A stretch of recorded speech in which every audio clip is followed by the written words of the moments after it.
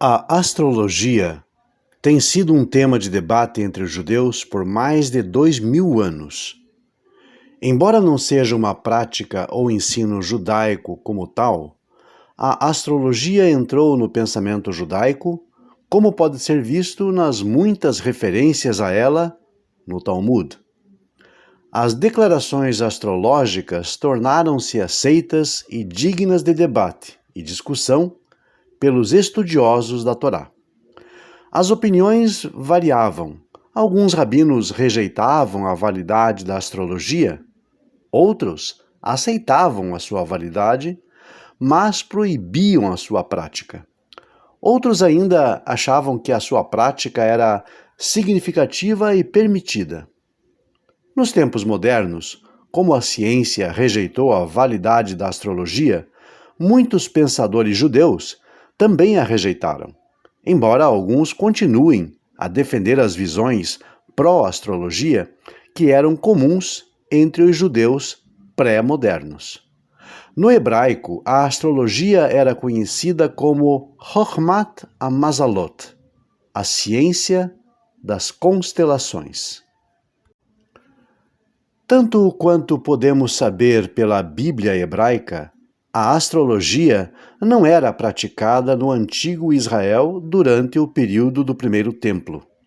A Torá não contém referências à astrologia, e nos Neviim, nos profetas, e nos Ketuvim, nos escritos, existem apenas referências obscuras aos astrólogos babilônicos. 2 mandamentos da Torá foram entendidos por algumas autoridades posteriores como base para proibir a astrologia. Lemos em Levítico 19, 26.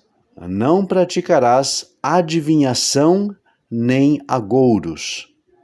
E em Deuteronômio 18, 9 a 12, o seguinte: Quando entrares na terra que te der o Senhor teu Deus, não aprenderás a fazer conforme as abominações daquelas nações. Entre vós não se achará quem faça passar pelo fogo o seu filho ou a sua filha, nem adivinhador, nem agoureiro, nem prognosticador, nem feiticeiro, nem encantador, nem quem consulte espírito ou espírito familiar ou necromante.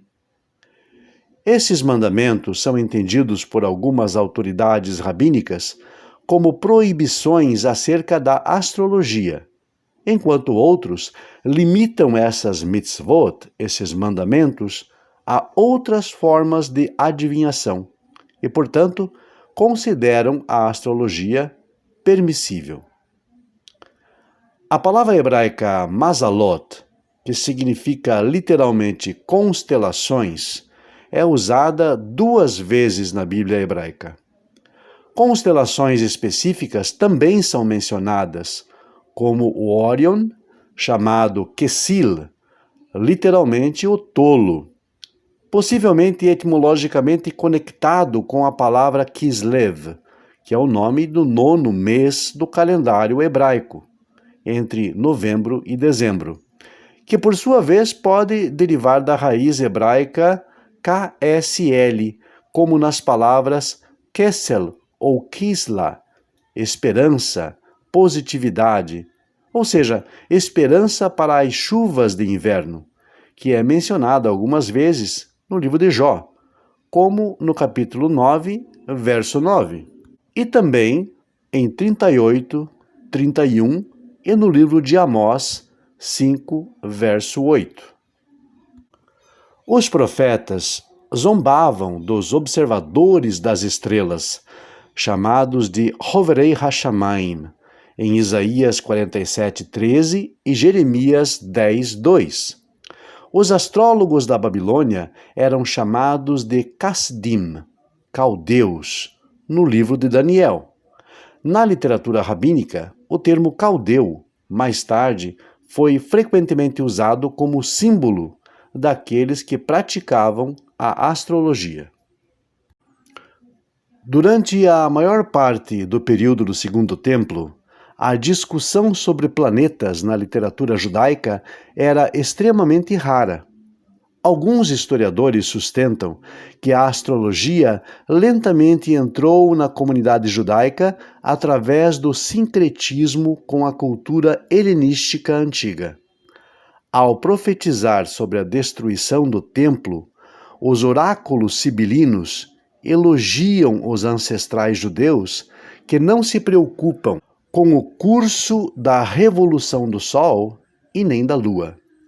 Nem adivinhos, nem feiticeiros, nem encantadores, nem prognosticadores com a habilidade de caldeus, e nem se dedicavam às artes das estrelas, pois, segundo o escrito, estes são todos enganosos. O antigo historiador Flávio Joséfo censura o povo por ignorar o que ele pensava serem sinais que prenunciavam a destruição do templo em Jerusalém. Existem também muitas referências à astrologia nos apócrifos. O livro dos Jubileus diz que Abraão superou as crenças dos astrólogos ao aceitar a ideia de um Deus único. Nas primeiras obras rabínicas clássicas escritas na terra de Israel, sendo elas o Talmud de Jerusalém e as compilações do Midrash, a arte dos astrólogos é conhecida como astrologia. Já nas primeiras obras rabínicas clássicas escritas na Babilônia, os astrólogos eram chamados de Caldeim, Caldaei e Istagninim. A forma mais popular de crença astrológica nesse período era considerar certos períodos de tempo como afortunados ou de má sorte.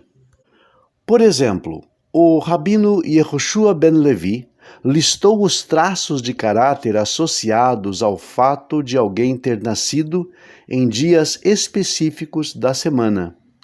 Rabi Hanina discordou e disse que os traços de caráter são determinados pelo planeta, sob cuja influência a pessoa nasceu.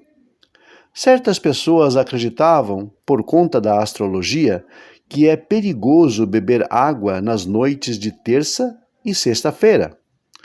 Samuel de Nehardea, médico e astrólogo, ensinava que era perigoso sangrar um paciente numa terça-feira, assim como na segunda ou quinta-feira, por outro motivo, porque Marte reina no meio do céu.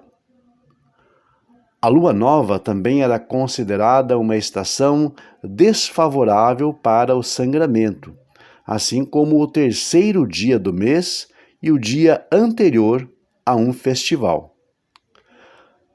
O Midrash Kohelet Rabbah afirma que os governantes de algumas nações não judaicas eram especialistas em astrologia e que o rei Salomão também tinha experiência neste domínio.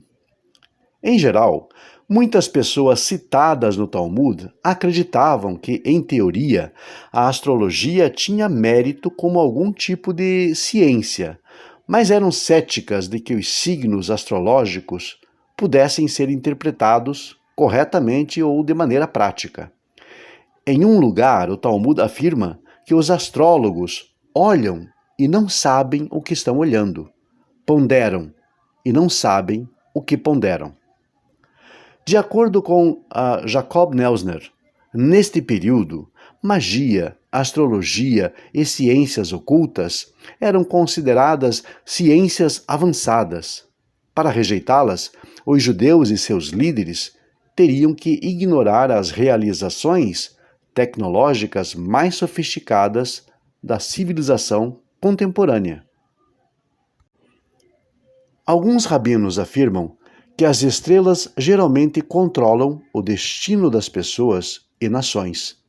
Mas Abraão e seus descendentes foram elevados por sua aliança com Deus e assim alcançaram um nível elevado de livre arbítrio.